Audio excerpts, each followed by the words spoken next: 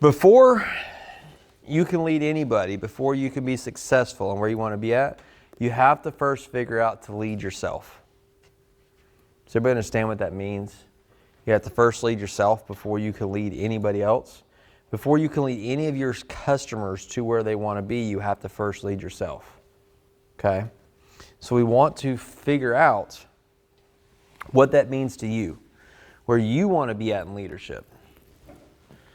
So when you ask this, it's going down to what are your standards? So what the definition of a standard is literally, in layman's terms, it's literally what you accept. It's what you accept that's going to create your consistent process to get you a result or an outcome every time. But let me ask you, when you want to make 200K, what's your standard got to be? You really set your appointments. Your standard is 3 appointments a day. If you go home and you haven't set 3 appointments that day, did you just lower your standards? Yeah. If you show up to work with a wrinkled uniform, what's your standard? If your management team allows somebody to walk around without a name tag and doesn't say anything, what's their standard? Name tags aren't required, right? It's literally what we accept.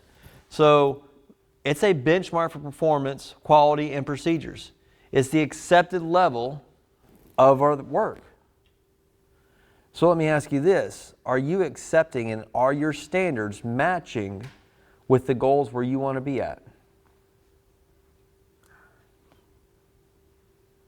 All right, because we heard, as we taught Nick Saban earlier, Nick Saban talks about process all the time.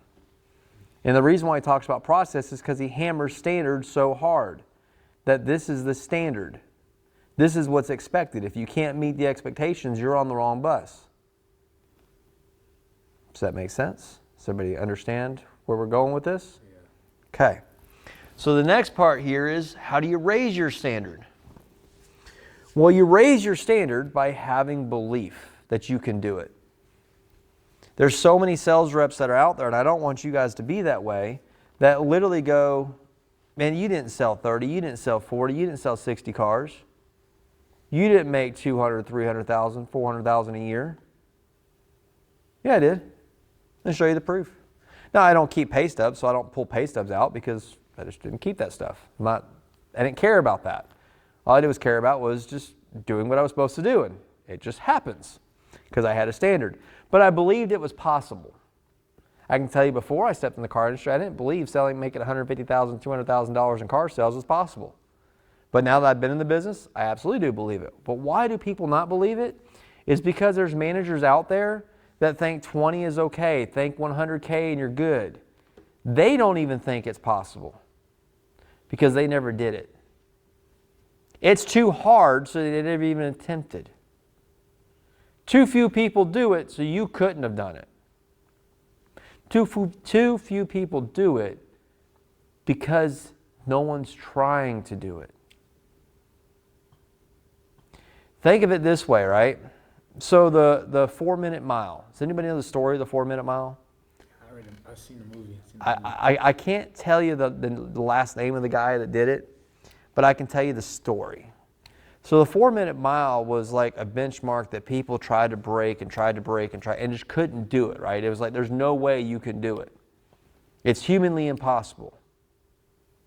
Then all of a sudden, somebody did it. And then a few weeks later, he did it again, right? And do you know how many times that record was broken over the next 2 years? About 6 to 7 times. All of a sudden, one person did it, a ton of people did it. So let's point this out. The record at the dealership when I got there was 52.5. Was their all-time record. The person that had the office next to me is the one that did it. He was actually retiring, so he was only working 2 or 3 days a week and still selling 20 cars, but he was only working 2 or 3 days a week because he was just ready to retire. It's perfectly fine, right? But that was the benchmark. Only 2 other people had hit 50. While I was there, somebody else had hit 50 and broke his record by just a few cars. And that record had been there for like 10 years before that had happened. So only 3 people in the history of 100 years had they sold 50 cars. I beat their record by nearly 9 cars when I sold 62 and a half. I was the first one to hit 60. Well, 2 years later, somebody else hit 60 and broke my record by a few cars. Records are meant to be broken. I hate to say it. That's what they're meant for, right? They're meant to push and challenge you to something really hard to go for. So let me ask you, what's your record you're going for? Hey guys, I know a lot of you have been wanting to get to the next level. What I want you to do right now is text me. This is my personal cell. All you have to do is text me who you are and what you need help with to get to the next level. So go ahead, text me right now, 205-952-6224, and I will help you crush it. As well, I got a bonus for you. Scan this QR code and get into our free community and unlock some courses for you as well. Let's crush it together, and let's get back to the video. How do you raise your standard? Is you got to believe you can do it, and then you need to be accountable to that belief. But you need to challenge yourself. And this is how you raise your standard and how you break records. And I'm going to bring this closer to me over here because I'm going to use this as an example. So if I use this right here and I break this down and I literally go, we have starting out a junior sales rep. So Jamara, you're just starting out. Next month, I want you to sell 12 cars. You should sell more than that next month. Because it's December. Come on. We're going to sell some cars in December. But I'm just going to say 12 cars for you. I'm going to be safe. Okay? In January, how many cars do I want you to sell?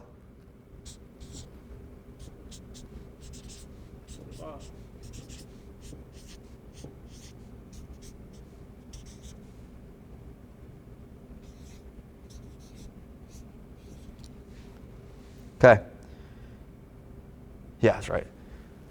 So December, you sold there 12. What if I told you I only want you to sell 13? Next month, 14. 15.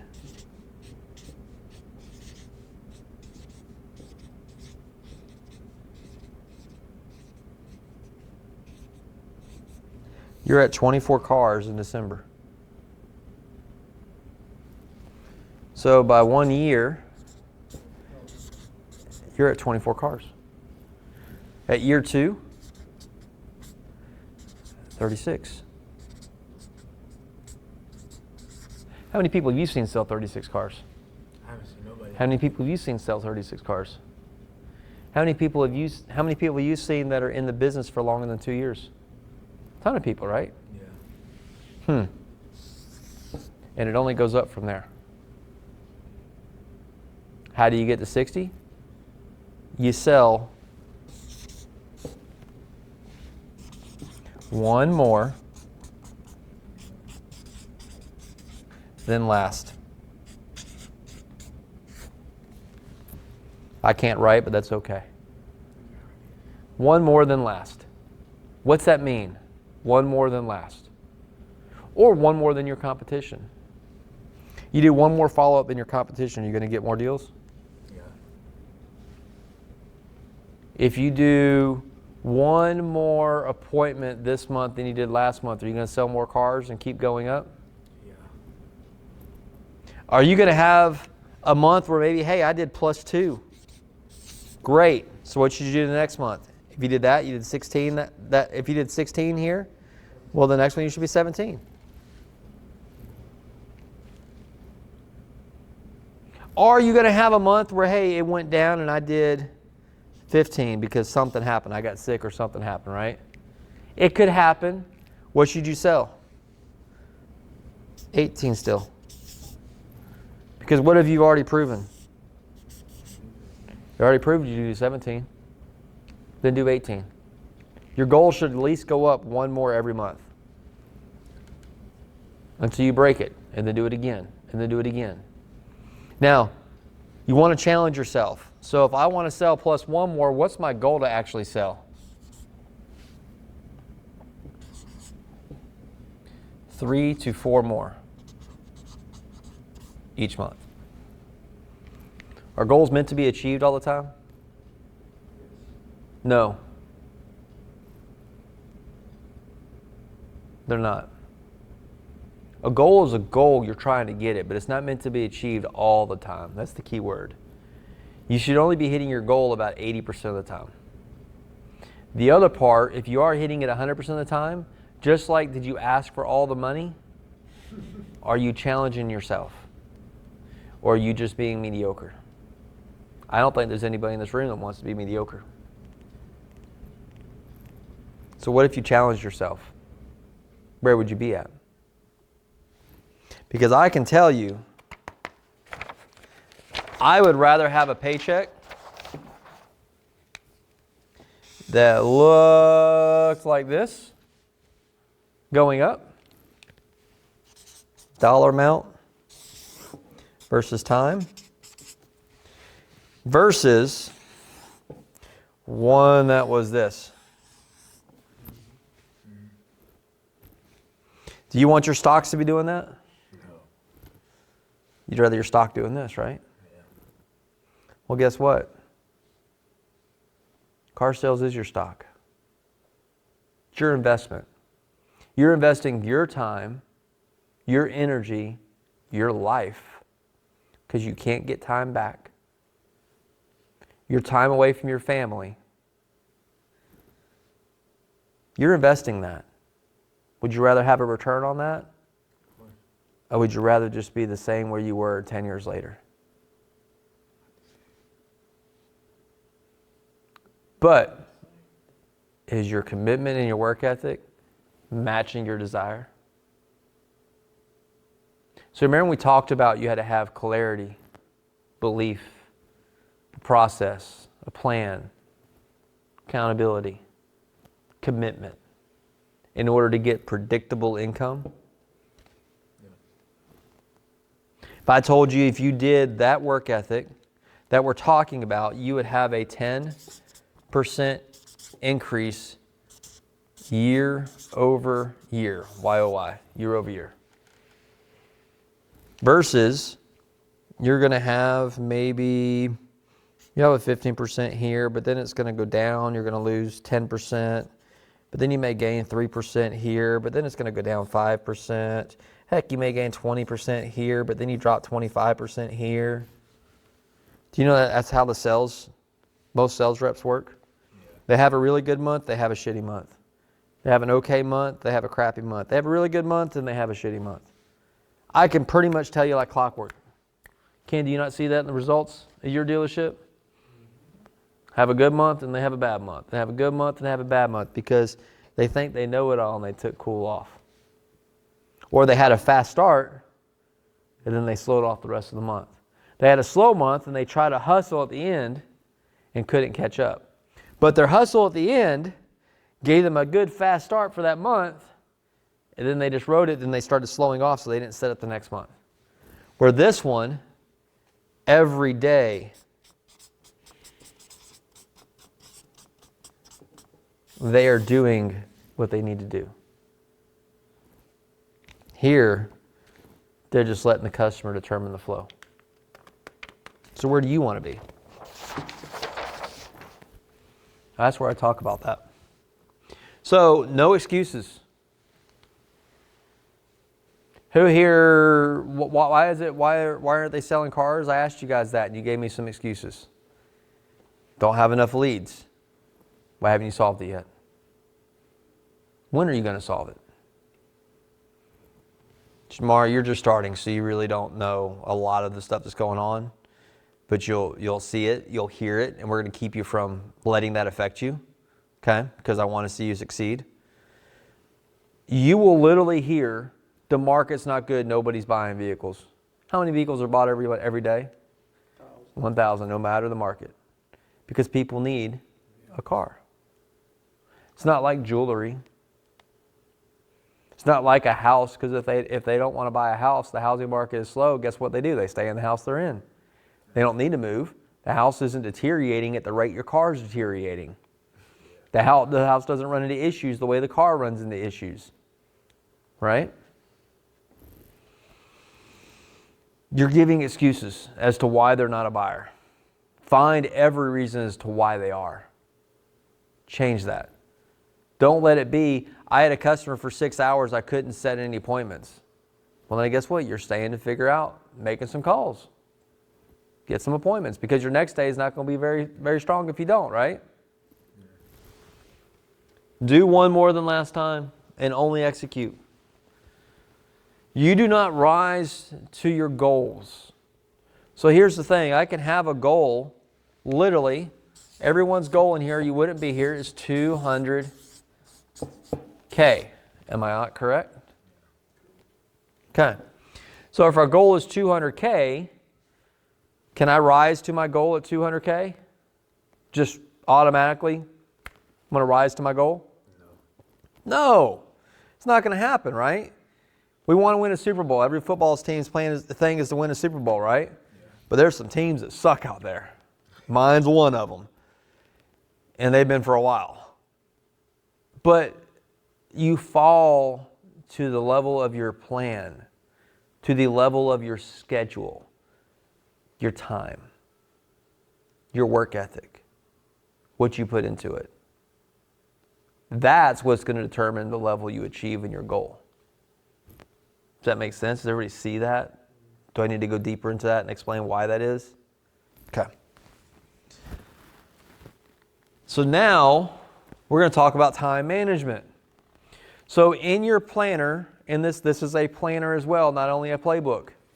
Go ahead and open up to like the middle. You'll see it in any one of the sheets. Right there, just flip it open. Okay? Now the sheet before that, go ahead and pull that out to the side as well. Ken, you've seen something like this? Yep. This has just been put on steroids though. There we go. We want that and that. Okay. So this is how I talk about this being a planner. Okay. That you only got just a few pages. I think you got like 2 weeks worth of the planner. This is literally a 90-day planner. Playbook and planner with notes in the back, because you can take notes on the back parts. All right. So here this literally has an objection section. So it gives you an objection. It has your weekly goal and your monthly goal. So you see that. You can write today's goals, because how do we achieve something big like 200K? We're not going to eat that off in one time, right? Small things solve big problems. So we need to be doing small things correctly, right? Because the big problem is winning the Super Bowl. But how many teams have lost the Super Bowl by 1 yard? A lot. I can count 3 of them since I've been watching the Super Bowl. And I'm not kidding. I've seen 6 inches. Who here remembers the Titans football game against the Rams? You know, it was probably before your time. The Titans lost the Super Bowl by 6 inches. And I'm not kidding. 6 inches from winning the Super Bowl. 1 dropped ball. But that wasn't the only thing that caused them to get there. There were several things that they did throughout the game that they missed. Right? So, as we're digging through here, we have our wins. Then we have our lessons that we learn. Things that you do wrong aren't mistakes. They're opportunities to learn from them, right? So there's where you can write, man, I'm struggling with this objection. I'm struggling with this. They can write and figure that out. Then you have your wins. Celebrate the stuff you did right. Man, I didn't sell a vehicle, but I set 3 appointments. Did you win that day? Yeah. Yeah, right? Hey, I only set 2 appointments. Did you still win? Yeah. Yeah, you got something, right? Yeah, but you got something you can figure out the next week, right? The next day, and move up and enhance. You have an objection. So I have several objections in here. I give kind of what I say when I overcome those objections. You can practice them. But what I want you to gather from that objection is how I'm acknowledging the customer, how I'm solving it, and how I'm transitioning it. Yeah.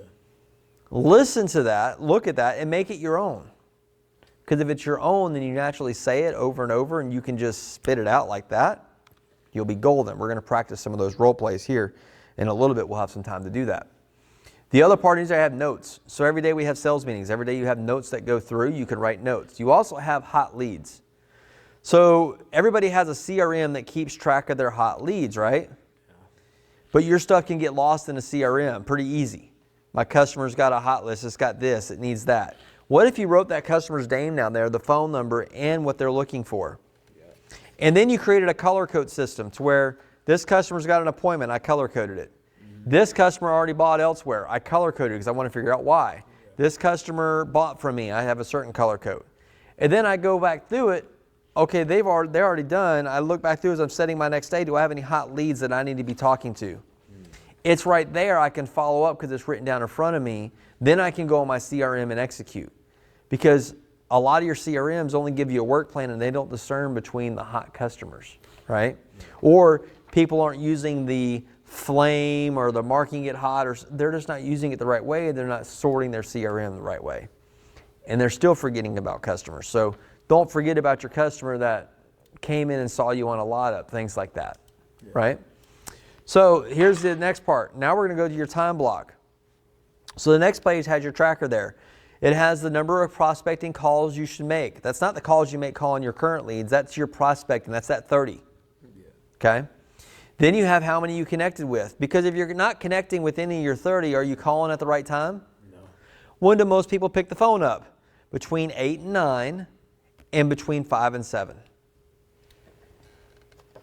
That's when you really should be making your calls. You can make calls throughout the rest of the day because you're going to get some engagement and some voicemails. You can send texts. But if you want to do some orphan calling, prospecting calling, call between 5 and 7 or 5 and 8. That's when people are going to pick the phone up. Then you also have your appointments you set.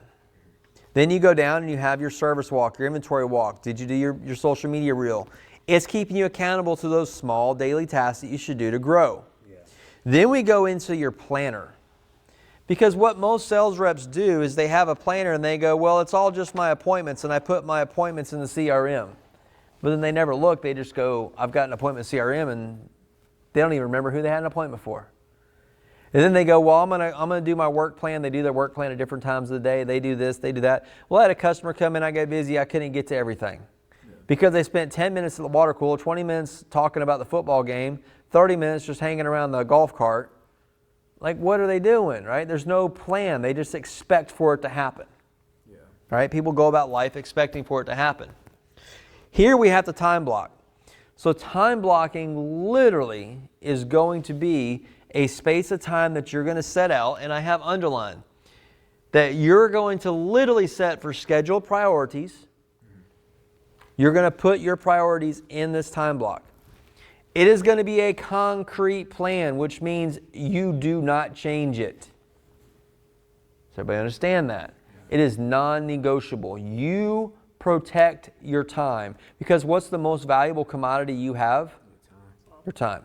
What can you never get back? Time. You can always get money back. You can always get this. You can never get time back. This also allows you to increase your focus, allocating uninterrupted time. So the tasks that we're going to put on here, because we're putting it in a set time and it's going to be protected, it can be uninterrupted. Because who here started calling orphan owners or started doing lead calls, and all of a sudden another customer called your phone and you go, I need to go eat this, or a sales rep came over to ask you something, a manager asked you to do something, now you're up doing this. It took you 15 minutes to get back refocused, and then you're losing that because you're not as engaged, right? Now, after about 50 minutes, you lose your potential. Because literally what happens is it's like this. It's literally a bell curve. And it curves at about 50 minutes. Now, the rate that this drops off depends on the person. The rate that this speeds up here, this is all dependent on the person. But it all starts here. And then it ramps up because you get more proficient.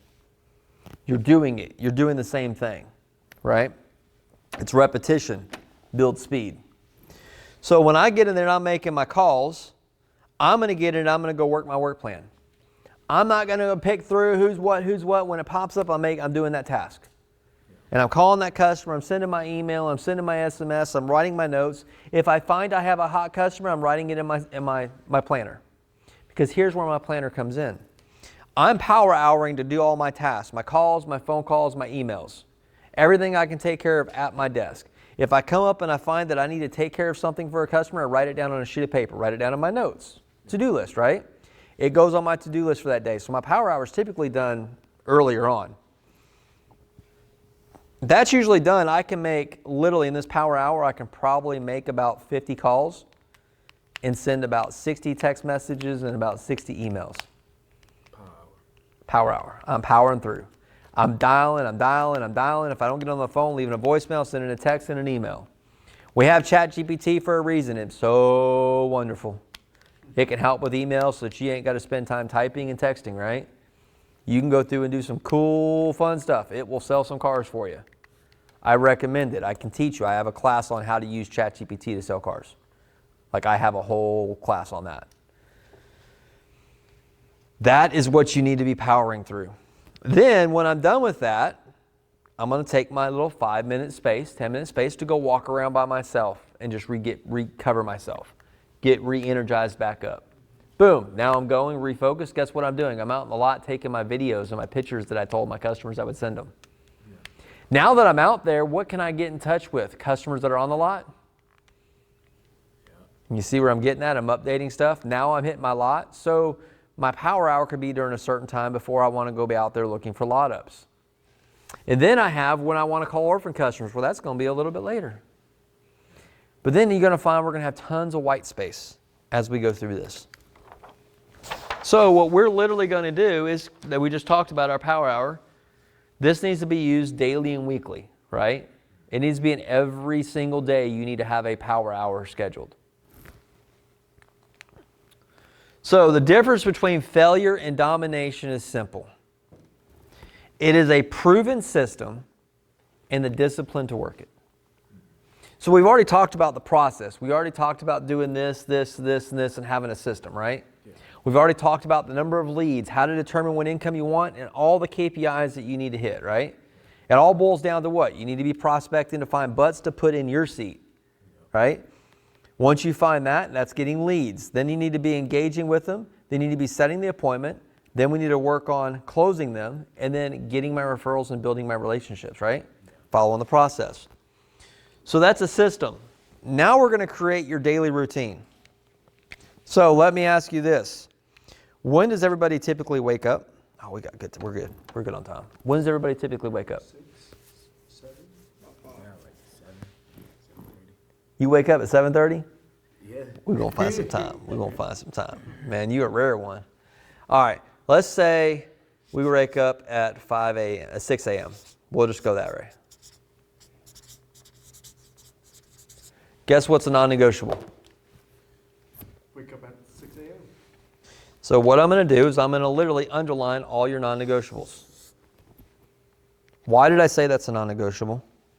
You gotta do it. Where can you screw up your plan? Not waking up at 6 a.m. Right there, right?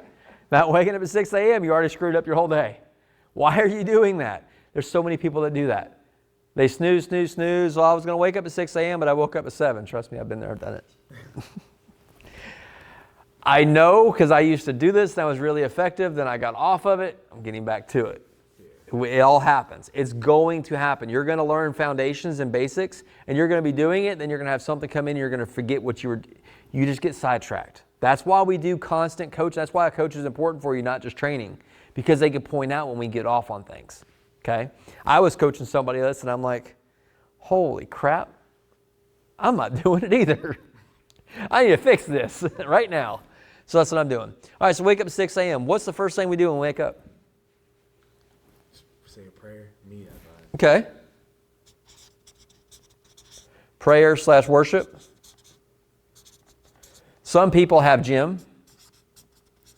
Some people have shower, coffee, whatever it is, right? So say that 6 a.m. you're up, you're in there by, say what, 6:05? And you're doing it to how long?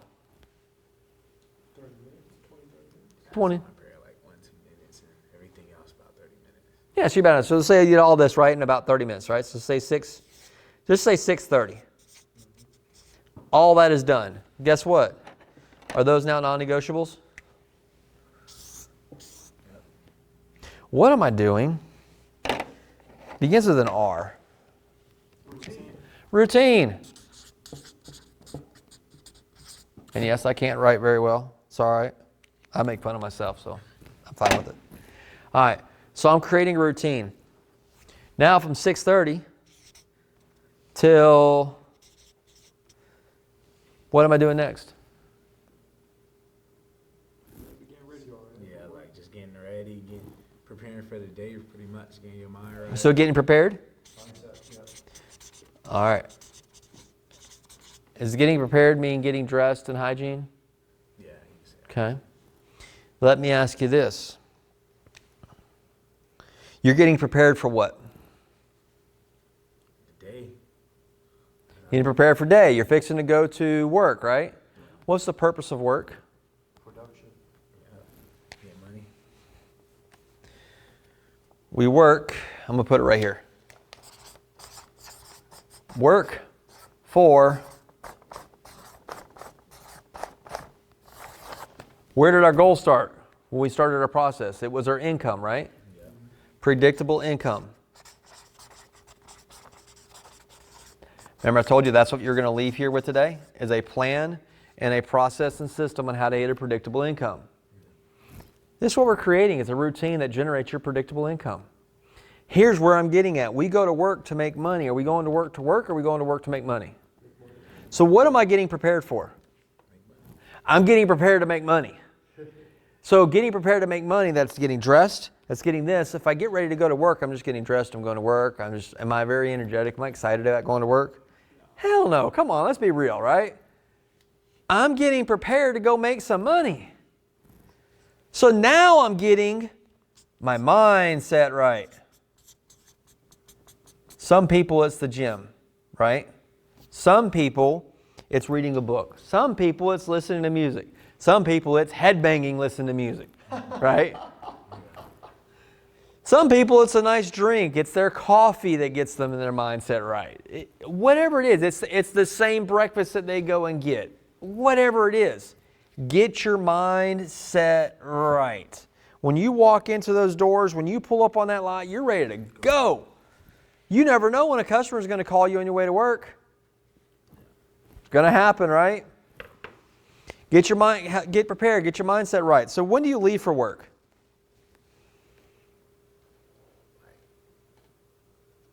I stay 10 minutes away, so sometimes I leave around like, some days I get. Say we have to be at work at 7. When are you leaving for work?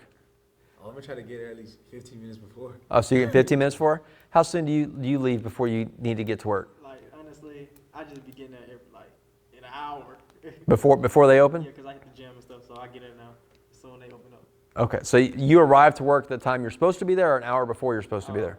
Because it is at 9. Start at 9, but I be getting there at 8. Okay. I get there about 10 minutes before I'm supposed to be there. Most people are showing up right when they're supposed to be there. Because it's work. That's when I clock in. That's when I'm going to be there. We'll break that down in a minute. What I find happening is they're not supposed to be at work until like 7:30, right? And they don't leave till 7. But they're not even doing this. They're just getting dressed and they're sitting there for 20 or 30 minutes on their phone not doing anything. You're not doing anything on your phone. Could you be at work going and trying to make money? Yeah. Because what's the purpose of the day? Make money. Making some freaking money, right? So getting to work. So say we, 7 o'clock, arrive at work. Let me ask you, when's your service drive open up? 7:30. So 7:30 is service drive. Why is that important to me? Because you can be out there connecting with customers. When are most of your customers showing up to service? In the morning? 7:30. Are those ones leaving their vehicle with you? Yeah. Are those ones that have problems with their vehicle? Yeah. Oh, yeah. First thing in the morning. Are those the ones you're looking at getting out of their vehicle and it's pretty easy to do it? Yeah. Oh, yes. Remember I talked about prospecting your orphans, the ones that are going to be most likely to do it? When I hit my service drive, those are the ones that are most likely to do something. Customers that show up at the end of service and customers show up at the beginning of the service are the ones that are most likely to do some buying. Not the ones around lunch. I pass business cards at lunch. I do equity checks in the morning and the afternoon. My approach is different. because I know I got a better chance. Does that make sense? Okay. So, service drive opens at 7:30. What if you're there greeting? All right? What if I arrived at work and between 7 to 7:30, I did Facebook for 30 minutes? Can I get all my marketplace on Facebook from 7 to 7:30? Is that the time when vehicles are supposed to be posted anyways? 5 vehicles is pretty easy. I can show you how to post one in 30 seconds. What if then I walked my inventory and know what inventory I have? What if those fresh trades that just came in, I grabbed the keys for, went and looked at it, pulled the Carfax, and took pictures of it. Now I have it on Marketplace before the dealership has it on the website. You see where I'm getting at? Yeah. I'm digging. I'm hustling. I'm getting my stuff moving. I'm being effective. Because now, what time's typically a sales meeting? 8:30. So from 7 to 7:30, what if I did something else from 8 o'clock to 8:30? What if I call my new leads? And hot leads, right? At 8 o'clock. You see how I'm digging things in? All this is non-negotiables. Early morning routines done, sales meeting done. Then what's after my sales meeting? Man, I've already got my hot leads done. I've already done my Facebook Marketplace. I've already hit service drive customers. Man, I'm on a ball. Maybe I need to go get some videos taken. I need to get those pictures for that Facebook, right? When's my best lot ups pull on the lot? 8 to 10 o'clock? Lot focused? Because what if you got the first customer that walked on the lot that was ready to buy? That make your day pretty easy? Yeah. Does it happen every day? No, not every day. Yeah, it does. There's a customer that walks on the lot every day, man. Oh, yeah. And they buy first. Yeah. You may not be your first customer, and the reason why they didn't buy is because somebody didn't love on them, take care of them. Yeah. What if you're the one that you close? Because I know if I get a customer in my chair, they're buying a vehicle. Mm-hmm. Or nobody can close them. If I can't close it. They say if the org can't do it, nobody can. There you go.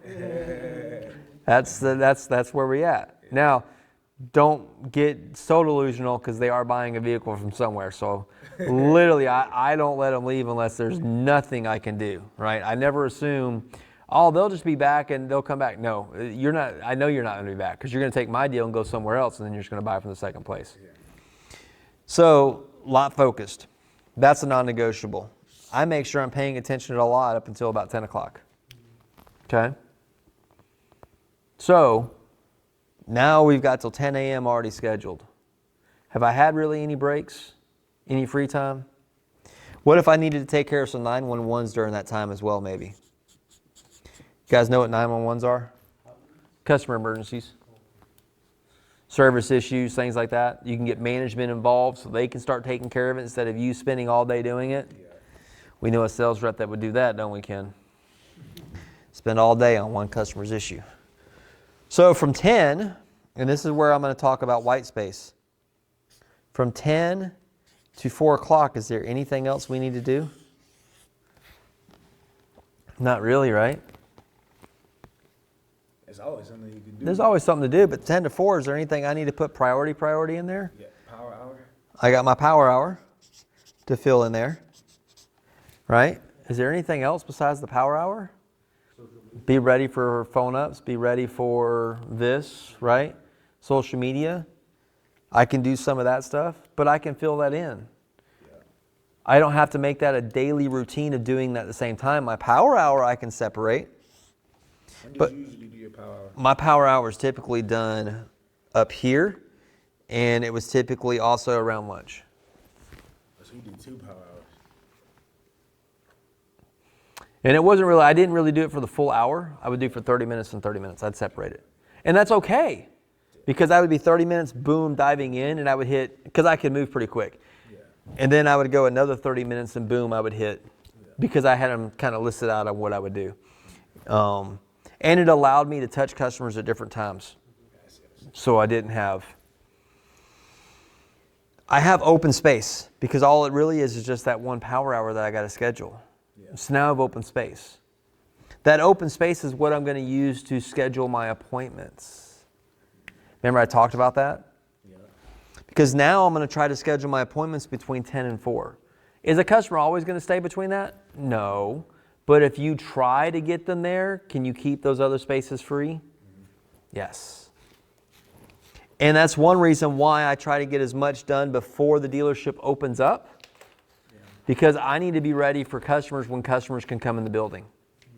If I'm not ready for customers when customers come in the building, I'm trying to do other stuff, then I'm not taking full advantage of every opportunity I have. Does everybody understand how that affects them? So what we're going to dive in and do is we are going to create your routine.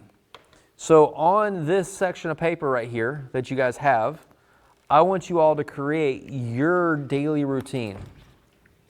What you would do on a day-to-day, on an everyday basis, I'm going to do this. Because at the end, that's going to be your commitment to yourself. And it's probably going to change a couple times over the month. Because you're going to dial it in. And I also want you to keep it simple. You notice how I was very detailed up to here on the things and I filled it in? Yeah. But once we got going, I left it open. Don't flood your plan with all the to-dos. Fill it in with the basic stuff. Okay? Like I'm waking up every day at this time. I'm going to make sure I'm done my worship at this time. I'm going to make sure I did the gym or my hygiene at this time. I'm going to make sure I do my mindset getting ready at this time. I'm leaving for work at this time. Boom. So I arrive at work at this time. Whatever you want to put. I arrive at work at this time. I'm at work. Now I'm at work and I'm ready to go. I'm not waiting 30 minutes to do something else and going to get coffee. When I'm there and ready to rock and roll. Does that make sense? Cool. So I want everybody to create their own routine. Right now, I'm just trying to figure out what could I possibly be doing when I get to work. Like, I'd get there pretty early, so. So you get there early. Are you doing Facebook Marketplace yet? I am. You are? So could you put that on there? You're going to do your social media? Mm-hmm. So that could be a 30-minute spot. You're going to spend time making sure your marketplace and your social media is all done. You're going to do that at the same time every day so it builds that routine, that good habit of doing it. And then your service drive, when are you going to hit your service drive? What time? Service usually open earlier than when I get there, so I can do that so when I get there at 8. Yeah. And then I can go into the Facebook. There you go. So then you can add that. And you can reset through start touching your new leads that are in your CRM. That's something you want to be doing, right?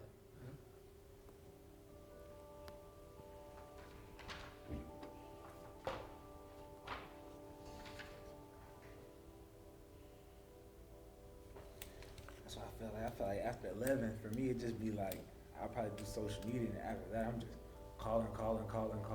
You're open. You're doing your to-do list now. Yeah. That's where you can fill your appointments in, but if you don't have a customer, then what are you doing? You're doing everything to get a customer there. So why did I say your job is not to sell cars? You spend more time doing what? Not selling cars. You spend more time finding butts to put in the cars. You see where I'm getting at? You'll underestimate 100% the amount of time you'll have to spend prospecting to be successful in this business. Yeah, you're right. Because Ken, they don't even talk prospecting at your dealership, do they? No, not at all. Which is a shame, but that's fine. You just gotta learn somewhere else.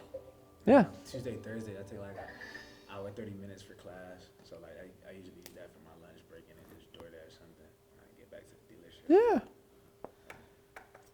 But you do it in a routine every day is the same. Yeah, every day. And see, you've been pretty successful where you're at. You're selling what now? 18 cars? Nah, I'm at so right, I do pretty good on gross. Like we be having Nissan be coming out with a lot of rebates and incentives. I just doing that, but usually I just hit 15. Like I only had 1 month where I haven't sold double-digit cars, and that was last month. I think I fell short. I was at 9. I was like, man, I was so tough on myself. Like I was like, no way. So is 15 your new standard or is 20? 16, gonna get one every time. There you go, one more so you can hit 16, right? Yeah. But what's going to be your goal? The goal. Your standard's 16, but what's your goal? The goal is to get to 20. That's There you the go. goal right there, 'cause the You see where I'm getting at? Your standard is, well, I'm going to do one more. So my standard is 16. I'm not accepting anything less than 16. But my goal is 20. I'm going to challenge myself. I'm going to hit 20. Now, once I hit it, I proved I can do it. Now that's going to become my standard. We're going to make that happen every month. Because now I know what it takes to get there. Now I'm going to do that a little bit more to get there. And then with the car business, it actually is very easy to do that because your referrals and your repeat customers. The more you talk to, the more you sell, the more you'll start selling. If you keep staying doing everything else you were doing.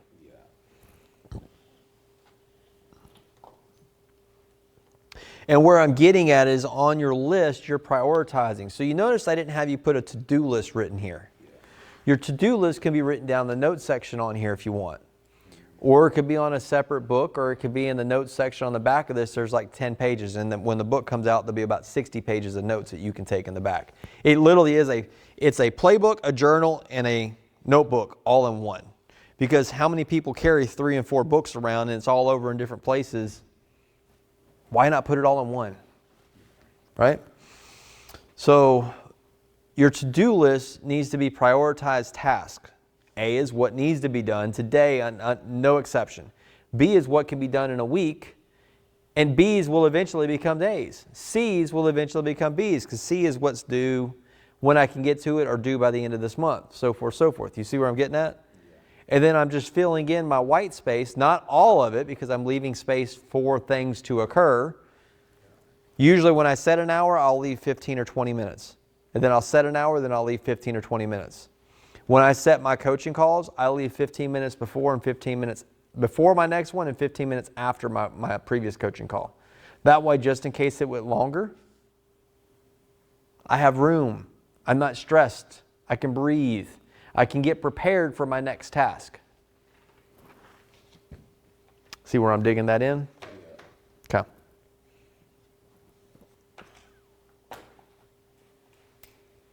So does this make sense for everybody how we're doing it? Yeah. Okay. You want to create this and you want to have it for every day. Your routine, your set that you want to be following. Okay? Because if you don't, you're letting your day run you. You're not running your day. We rise and fall to the level of how we plan. Right? We rise and fall to the level of leadership. Well, how are you going to lead yourself? How are you going to stay organized? Do you know when you start getting where you need 175, 200, 300 leads, you're going to need to be organized? I kept file folders of everything I printed. If I printed numbers, they were in a file folder with that customer's name. Because that was another backup thing that I went to make sure I didn't miss old customers. And stayed in touch. I kept everything organized.